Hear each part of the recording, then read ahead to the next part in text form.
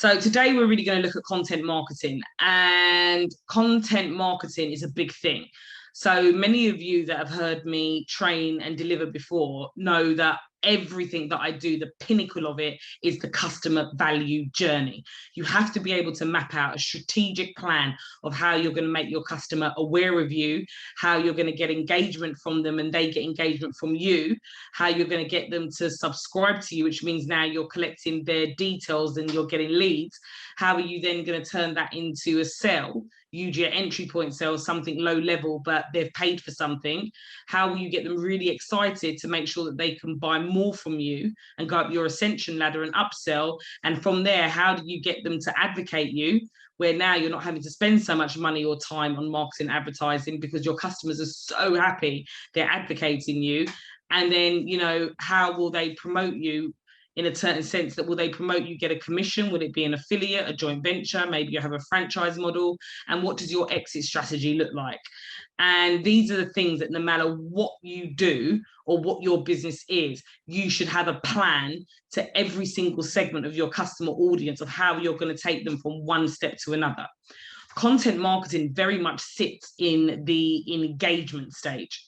So actually you engage with your prospects and your customers all the time. So content marketing is key. It's also really key for you to really establish your brand and establish yourself as an authority. I can't stress that enough.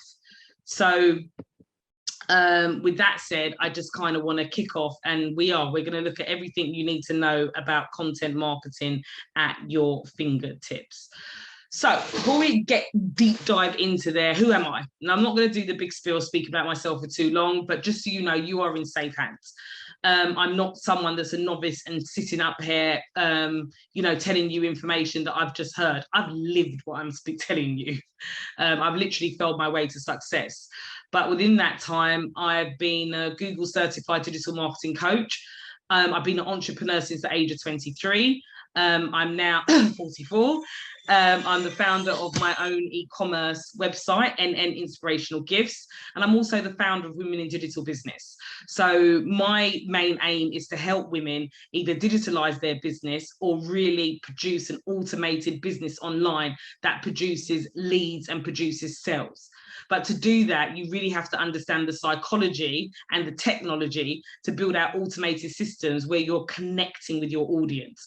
And content marketing is the vehicle that you will use to try and bring the laws of intimacy and the 5 senses of sight, smell, you know, taste, hearing, touch. Those are the senses you want to try and bring through a smartphone, through a tablet, through your laptop, because we no longer see each other, but you still have to build meaningful relationships.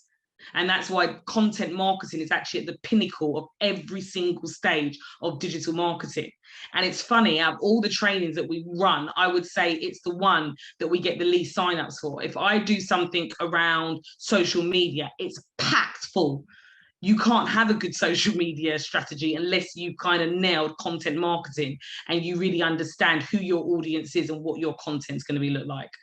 So I've been featured in multiple places, consulted for multiple organizations that you can see on the screen. I'm not going to do the yeah, great me, because it wasn't always this way.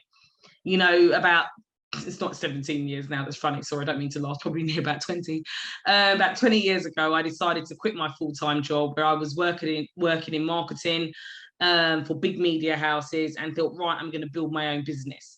And sometimes many of you that I meet with in a business, or many of you that are maybe working for an organization and you're in marketing and you're at the beginning of your career, or even like, I know there's someone on there that's a brand manager.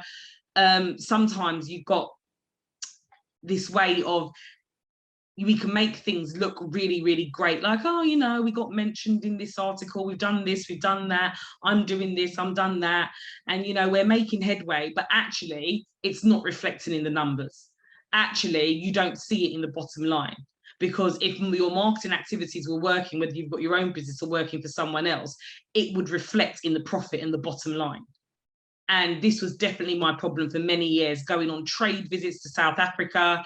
You know, you can look at me confused, always trying to figure things out, you know, always experiencing and making some really costly mistakes, always having a really great idea, the enthusiasm's there, the creativity there. I'm a marketeer. My actual degrees in marketing, but I struggled for a long time to really get the sales in and understand how to build out a sales funnel, because we always want to separate marketing from sales.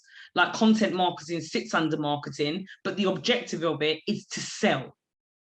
So it's about building out strategic systems that are going to convert and develop your marketing channels into sales. So it took me a long time to really understand this. It wasn't really until 6 years ago I really learned how to develop a growth plan. Okay, a growth plan is all about thinking and moving strategically. So it's analysing and looking at where you are at the moment. It's mapping out things like the customer value journey in a very strategic manner, where you can visually see how you're going to get your customer from one point to another, all the way to making a sale. Also, a growth plan is identifying your half-built bridges that keep you stuck. I'm laughing because half-built bridges are just the bane of my existence, if you really want me to be honest with you. We are entrepreneurs by spirit, and entrepreneurs suffer from shiny object syndrome.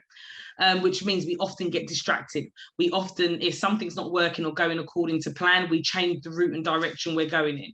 Us entrepreneurs want to be starting 10 businesses at the same time. We just can't help ourselves. So what happens is you are continuously building up these half-built bridges. There's a book called Think Rich, Grow Rich. Everybody, if you haven't read it, you need to read it. By Napoleon Hill, and he often talks about the 3 steps from gold, where so many of us are so near and then we change directions.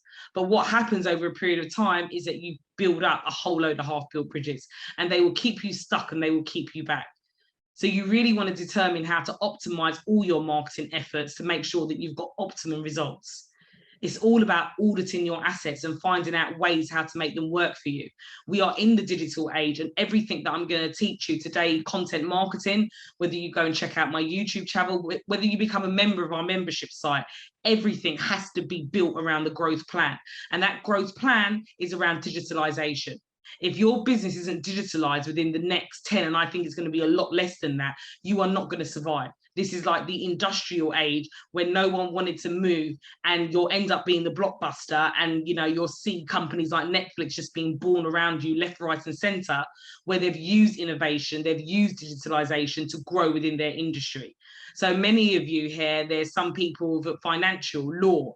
These are sectors that are quite traditional, and actually it's about tapping into, who is my customer? How do they need to use my service? How can we make the service easier for them to use, easier for them to find? What are the pain points and challenges around the service that I offer? How do we solve problems that they've got so they can start to understand a language that you start to write in a way that they understand, because you're looking at it from their viewpoint?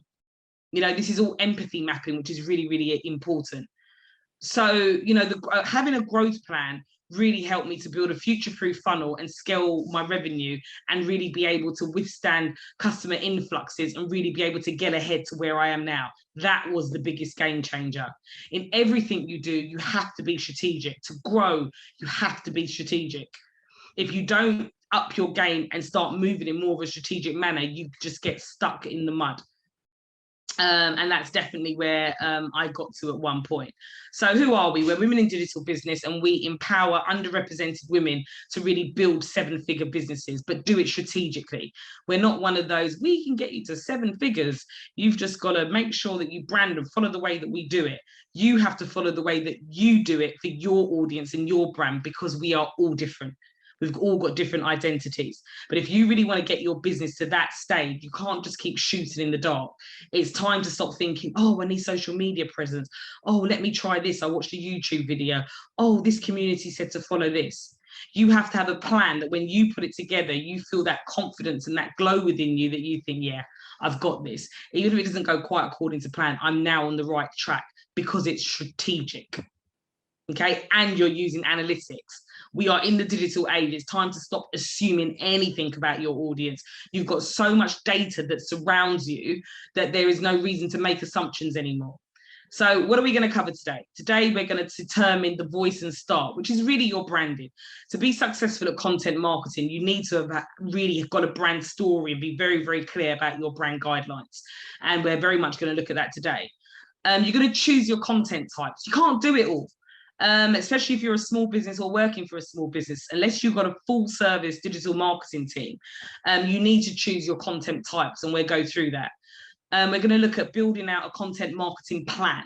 You know, there's loads of things to do and loads of functions to do within your business. If you're working for someone else, you've got loads of different roles, not just, you know, specifically content marketing or what we're discussing. So you need to have a plan that you can make sure you can map out in your day-to-day. And most importantly, we're going to look at monetizing your content and KPIs, key performance indicators. Okay, so first of all, let's determine your voice and your style. So your voice is the personality and consistency that shines through your content via your writing style. So that's your tone, your grammar, you know, what makes your writing you. So without a strong voice, your content will never rise above the crowd. So are you the, you know, a Gordon Ramsay, for any of those based in London, that's an assertive, to the point, no BS, I'm going to tell you as it is, I don't care whether I offend you, it's for your own good, I'm an authority, listen to me.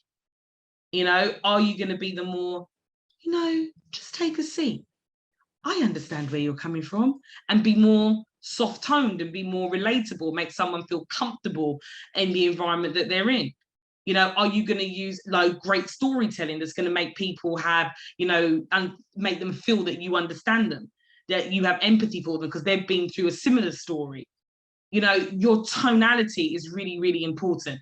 You can't be all things to all people. So within your business, if you are trying to say, yeah, well, you know, we target young people, but we also target middle age and older people. We target men, we target women, we target people globally. How do you get a tonality and a brand voice that really connects with everyone? And that's why it's important that with your content, you shape your content to specific customer segments. So you're not talking to your customers the same way all the time. You need to speak to them, each customer segment, in a way that is relatable to each one, because they're different. So just to be clear on what I mean by that, let's say that your market is mums. Your different segments might be mums that have children over the age of 15 and are, you know, going into adulthood, but they're not quite adults yet. It could be mums that have young children. It could be single mums. It could be two working parents have children. It could be parents that work from home and manage working with their children. Depending on what your product or service is, you'll have different segments of that. So even when you're, you know, working in a niche audience, you're still going to have different segments. So some of you, it's fine. Your brand voice might be for all of those segments, but for some of you, you might recognize at the moment, do you know what? This segment's not really going to appreciate that tone. So maybe I'll have two content marketing styles and I'll be hanging out on two platforms to put my content out there. So find your voice. And with finding your voice and your personality, this should indicate to you, do I have brand guidelines? Okay, do I have a brand story? People buy people. So in the beginning, when no one knows who you are, they want to know your story. And that's really what's going to set your voice as an authority. Okay, before Women in Digital Business, I used to use run an agency called Straight Talk to Success. So my tonality is no BS, to the point. I hate all these wild claims that I see all over the internet. It just winds me up. So our tonality and brand voice is to the point, giving amazing value and making sure at the core of everything we do, we are always helping women and making sure we're giving nuggets to get you ahead. Sometimes that works against us, because sometimes when you give value, people devalue, but that's our tonality. So you need to choose yours. So what you need to do is figure out how to develop your brand voice. So on the screen right now, Digital Marketeer, we are one of their partners. This is how we really stay ahead of understanding all the algorithms that change on Google, Facebook, Instagram, TikTok. We understand all the technicalities of digital marketing because we're a certified partner. In terms of being an educator, Digital Marketeer is one of the biggest educators within digital marketing.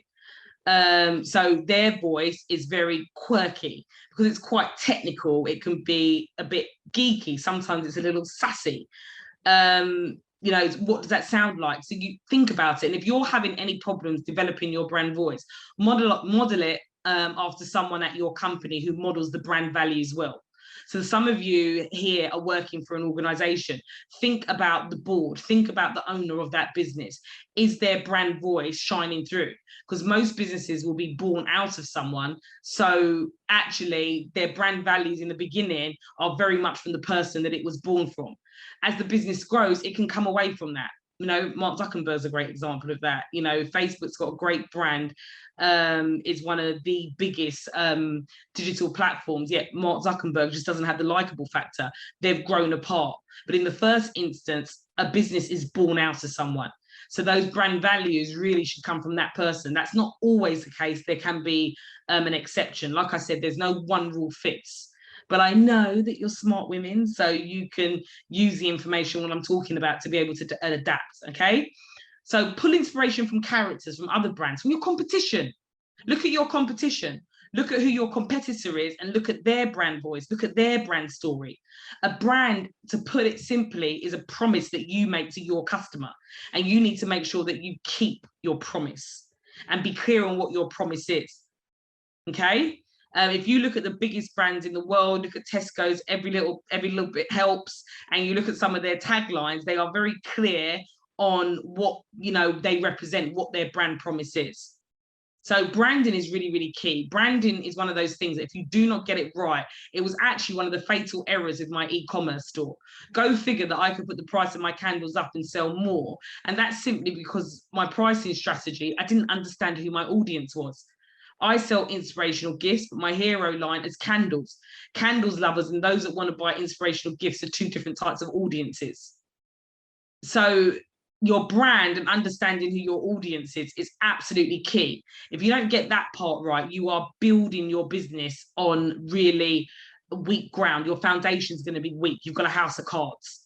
And if your foundation's weak, it means anything that comes after that is just not going to work. Okay, so little exercise for you. And these are things that you can be doing while I'm delivering, and after this session, go away and go and do it. The idea of me running these keynote sessions and these training sessions is really for you to be able to take away actionable items that you can implement, not just me making something sound really, really good and then you forget about it and you go away. So I want you to think about some of your favorite brands and try to describe that brand voice. And then I want you to think about your own brand. How would you describe your voice if it doesn't have one? How would you like your voice to sound? Because really you want your voice to sound how you think your customer would want it to sound, so they can resonate with you and they can feel connected to you. So sometimes with branding, it's more about thinking about what does your customer want from you in terms of that customer, that promise that you're going to make that creates your brand. It actually starts with the customer. Like I said, this session gets uploaded and it gets put onto YouTube by tomorrow. Okay, if you want a copy of the decks and slides, you need to join the Facebook group, which is Women in Digital Business, and I will put the link in. For other training like this, make sure that you subscribe to YouTube, and you can watch the videos there, and make sure you like them and share them. So next, you really want to create your own style guide. So a style guide is a living document that provides context, direction, and rules. Every writer at your company should follow this in order to keep your brand's voice consistent. So style guide, brand guidelines, they can be known as different things, but it's a document that you put together where you tell your brand story.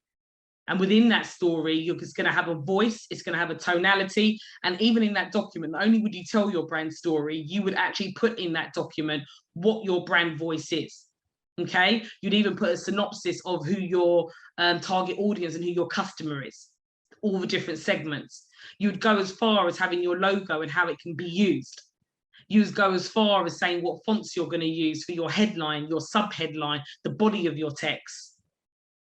Consistency is key for trust, but that tonality and that voice that comes through is in your brand guidelines. So whether you employ a copywriter, whether you employ someone that's going to write you blogs, whether you even employ a designer, Facebook ads, no matter who you give your supplies out to, who you employ, no matter how you grow your team or your business, even if you're working within an organization, you're in the marketing department, you should have a style goal. You should have full brand guidelines. So it means that anybody working in marketing and sales is on the same page of understanding what the business does. And that might sound so simple. Of course I know what the business does that I work in or I own, but it's not. Sometimes as people come in and your business grows, we lose sight of that. And once you lose sight of that, the messaging starts to go wrong. So this document is like your Bible to make sure that everybody is singing on the same hymn from the same hymn book and has got the same objectives. Because without this is where things start to go wrong. So what goes into a style guide? Your grammar and punctuation rules. Here in the I trade globally, and here in the UK, oh gosh, people are so unforgiving if you use American grammar and spelling. It's absolutely unbelievable. I'm dyslexic. I often make loads of spelling errors. I'm always asking my husband, how do you spell something? So without Grammarly, you always get that person of, oh, you put a post up and there's a spelling error, a word missing. Again, I say it like that, but people are very unforgiving about grammar and punctuations. So just understand, is it the UK English you're going for? Is your audience a lot more relaxed? So, your grammar and punctuation might be a bit out because you're more a conversationalist. Voice and style rules. Is it okay to make jokes? What about swearing? Who is the voice modeled after? And you might say to me, what about swearing that? Come on. Gordon Ramsay. If any of you based here in the UK, Gordon Ramsay is a notorious chef, owns his own restaurants. Is a self-made entrepreneur, and he swears like a trooper. So I'm just saying, who is your voice modeled after? I'm a straight talker, but I've learned to refine myself and be a little bit more graceful since Michelle Obama came on the scene, and she's definitely one of my role models. Get it? So look to see who your voice will be modeled. Design guidelines. Do you use a lot of visual aids, infographics? Do you have a brand font? Do you use bold, italics, underline? What font do you use? What font do you use for your headings? The things that I've gone through. Even having writing example, like what already written pieces can you show that model your voice and tone well? So anybody that's in your organization working on marketing, working in content is clear.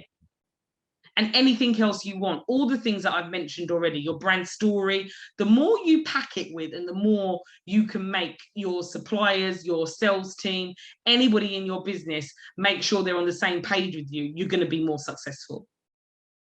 So part 2, what we're going to do next is choose your content types.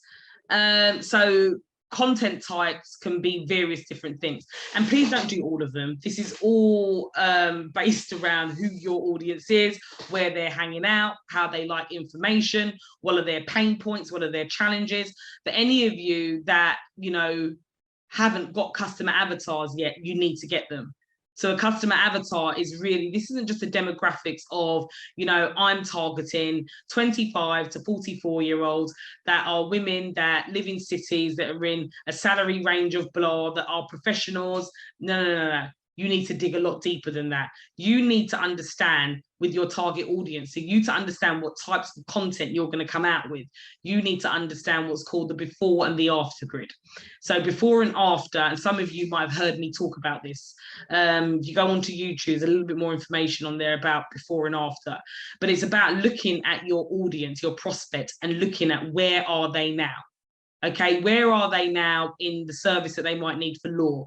Where are they now in terms of their life with the financial services they need? Are they students? They need an overdraft? Do they need mortgages? Do they need help understanding what wealth planning and investment is? Where are they in terms of your product or service? Okay. Are they on a journey to be more healthy and understand, what meat can do to your body, and they're turning to your products?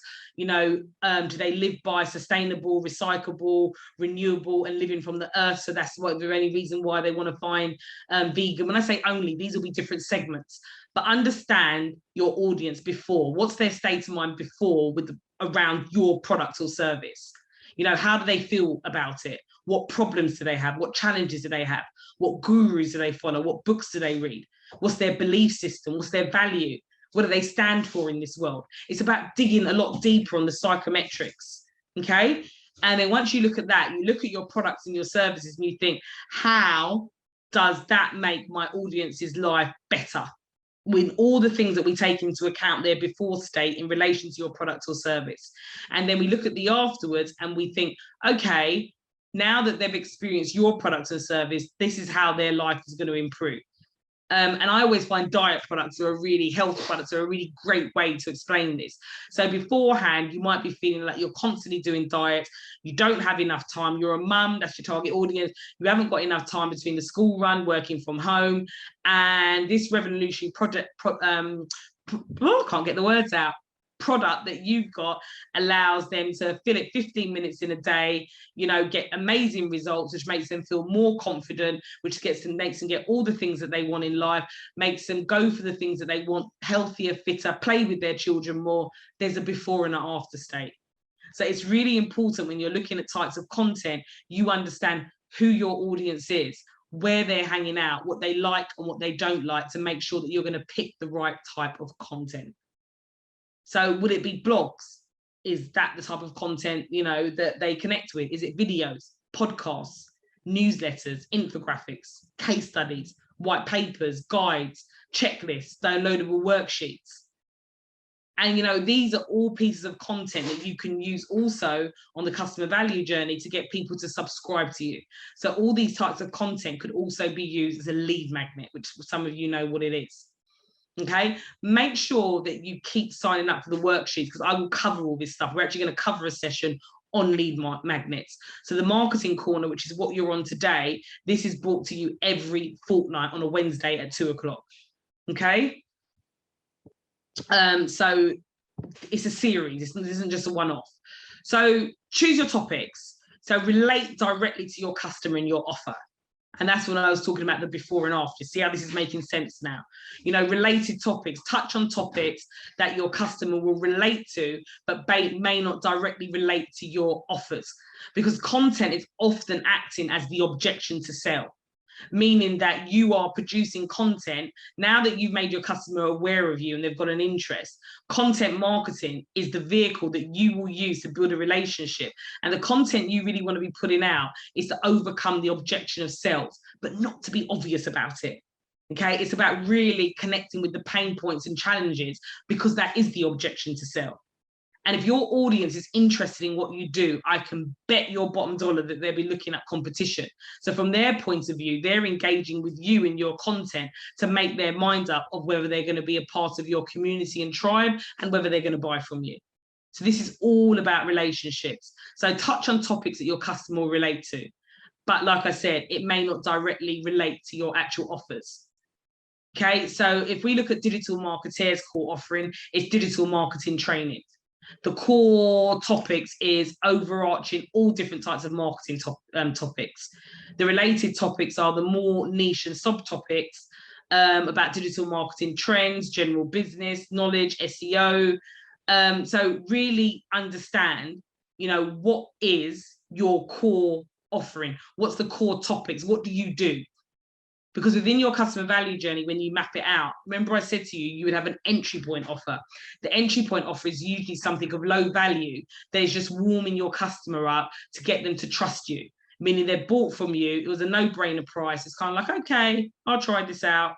And being able to give their debit and credit card details over, that builds trust. And building trust means they'll buy from you more of again and again and again. But within your content, you might not be offering them the core offer in the first instance, but you want to make sure you're producing content about it, educational content. So the only way you're going to produce educational content is to be able to really understand, what it is, your pains and challenges your customers have around the products and service that you sell.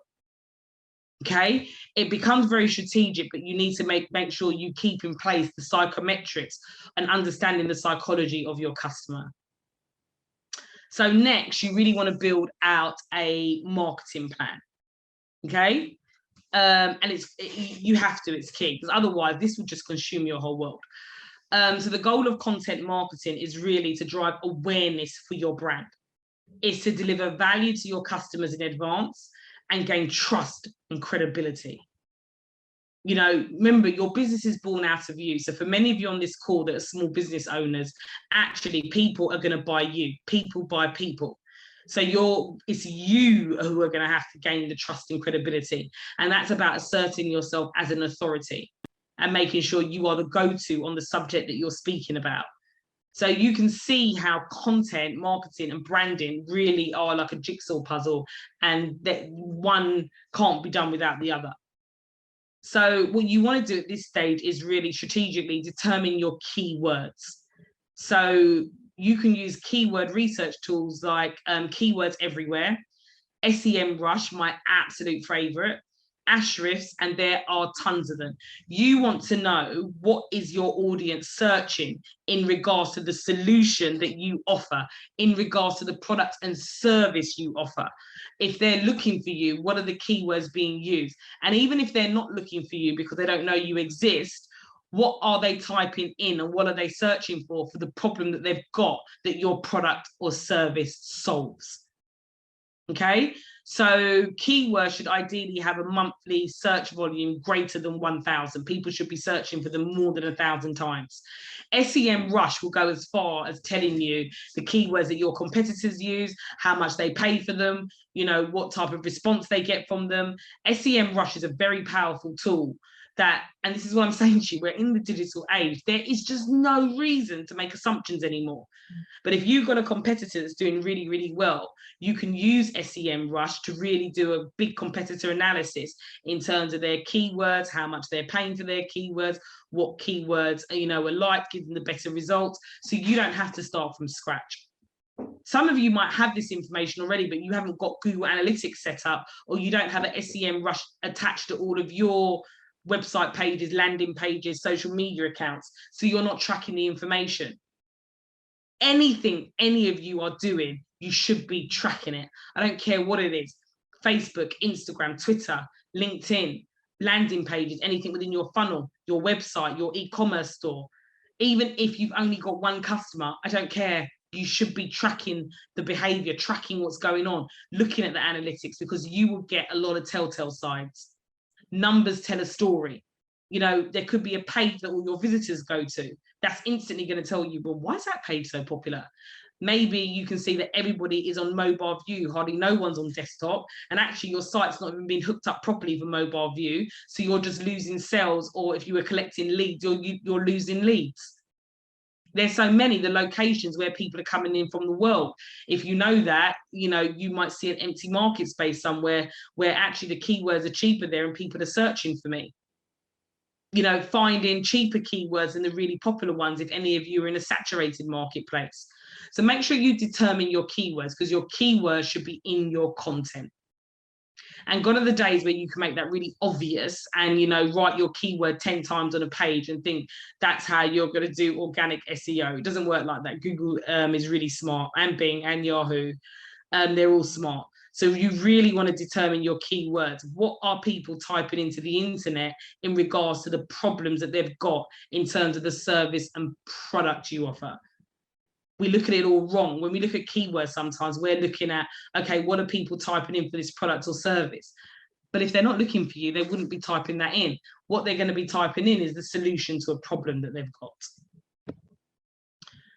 Build an editorial calendar. It's really, really important that you map everything out, because otherwise it can become a lot. And especially depending on what road you're going down. Let's say you was going down the blogging road, which really links into search engine optimization. It's a lot of work. So unless you've got a calendar and a strategy, you'll just end up being overwhelmed and just have anxiety that is hard to move ahead. So document key information about your planned content. So, you know, what's the content type? What's the keywords? You know, what's the post date? What's the URL? What's the core offers? We go as far as putting what are the images? What are the hashtags? You know, build an editorial calendar where you can see every day or every week or how many times a week exactly what is being posted. Because again, if you're measuring all your KPIs, not to go ahead to the next session, it's going to give you a really, really clear indicator on what's working and what's not. So going into the last part, you know, monetizing your content. You know, there are so many different ways to monetize your content. It could be sponsored content, which is sponsored blogs, collaboration videos, content on YouTube. YouTube is a really big channel that's just growing massively. And because it is owned by Google, its ability to be able to really have deep dive analytics is amazing because it is a Google product. So it can tell you a lot about who your audience is. So sponsored content is paid content. Okay, but it's a great way to monetize it because that's how you can grow channels like YouTube. Another way to do it, if you know, sponsored content, if you haven't got the budget for that, is through collaboration videos. So again, YouTube is a great platform for creating collaborations with other channels that have got the same audience as you, but in terms of the business that you're after, there's no conflict of interest. Okay, so running ads on, you know, YouTube, running ads on your blog, really you want them to come called into a funnel. You want them to come into your customer value journey. If you run ads on content, because remember how you're going to get your content, by the way, you're going to specifically write in content that connects, that is solving a problem and giving an answer to a problem that someone's got with the keywords. Everything about content marketing is about the connection that you make. It's about that human to human experience and really breaking down barriers and building trust using content. So a great way to run ads is to use that content to then be able to get prospects into your funnel where you can offer them something, get their email address, you know, upsell to them, keep upselling to them, and take them through that strategic customer value journey. Content is just king, and it's at it's a pinnacle of every single step. Okay. Sorry, I thought I skipped ahead there. So we're going to look at KPIs. So remember, the metrics you track might differ depending on your goals. So get clear on goals before you dive in. Understand what your goals are. Is your goal to break even? Is your goal that you're right at the beginning of your journey and actually we've got no leads, no database, let's get the leads in, let's build a community. Once we've done that and we've built trust up, then we're converting to sales. So understand what your goal is. And once you understand what your goal is, whether it's leads orientated, it could even be traffic, which is just actually getting people to be made aware of you. It could be sales orientated, where it's all about conversion. But depending on what your goal is, you know, is going to depend on what strategy you put together. Use the metrics. There are times where I will just run ads just to find out who is our audience here. Who do we appeal to? Who sees us and connects with us and is the right fit. So we'll put content out and figure out, okay, you know, is this our audience? Is this the audience that we think it is? The metrics will point you in the right direction, but metrics need to be looked at and put together only if you've got your goals. Because otherwise you're just going to end up looking at loads of metrics and you're not going to really understand why you're looking at it or what it's for. Okay. Kate's asked, is this recorded and can we have it? Kate, this is going to be put on the YouTube channel. So if you scroll up in the chat, you'll see I've posted a YouTube link. Please do make sure you subscribe because this recording will go out on our YouTube channel. And there's also other recordings on there as well to answer your question. So metrics, you know, metrics you track might differ depending on your goals.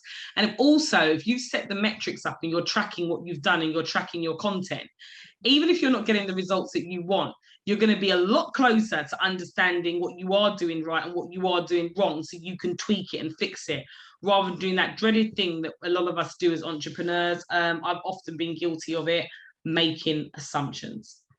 So content marketing metrics to track are key. So regardless of whether you're writing blogs, regardless of whether you're doing podcasts, it doesn't matter. You should be doing the matrix. So when you look at blogging, you know, what are the page views? What are the organic sessions? What are the ranking of your keywords? What's the call to action performance? On every piece of content, you should have a call to action, whether that's a like, a share, a learn more, a sign up. It doesn't matter. It should have some form of call to action. Okay, what's the subscriptions to the email opt-ins? At the core of everything, really, you should be collecting leads. Any notion that people tell you that email's dead, it's not dead. Okay, you should always be collecting leads because leads is a source of traffic that you own. You know, look what happened when Facebook, LinkedIn, look for me, Instagram even, when Instagram went down. you would have, if it never came back up again, you would have lost all your following and all your traffic. So really with blogging, you want to make sure there is a call to action, and you want to do it every point. You really want to try and make sure that you're collecting someone's details, because having someone's email address, their cell number, being a bot, whether it's on Messenger, means that you've got own traffic. You've got leads that you directly own. You know, video metrics, you know, YouTube subscriptions, YouTube likes, comments, video views. How many of you so far, we post our videos of our trainings on YouTube, and how many times already in this session I'm like, yep, subscribe, like, share. And it tracks the matrix. It lets us know who our audience is. The more information you have about your audience is the more you can create content that connects with them. You know, podcast, what's the iTunes ranking within the podcast type? That could be Spotify, it could be Anchor, you know, whatever platform that you use. How many downloads, show note page conversions. You should be looking in any platform and anything that you're doing with your content, you should be tracking the matrix. I cannot stress that enough.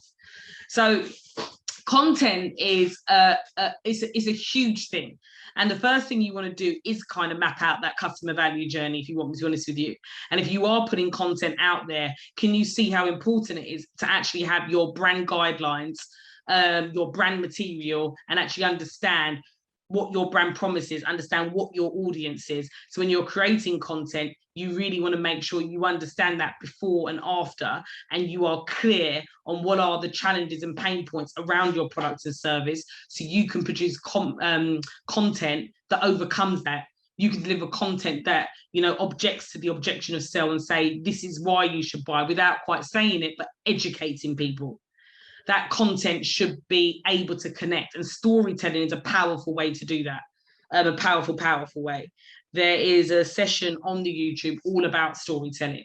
So I'm hoping that all of you have taken some nuggets away, and you can really see the importance of content marketing, and you can see how it underpins everything in the customer value journey, within the sales funnel, within your digital marketing strategy, without a shadow of a doubt. So now it's for you to really take this away and kind of do a deeper dive, and you've got some homework and some actionable things to do to really be able to build out a content marketing strategy and understand what channels or platforms will I be using, what type of content will I put out, have more of an idea of who your audience is, and just make sure that you've got that consistency of the brand and your content reflects it.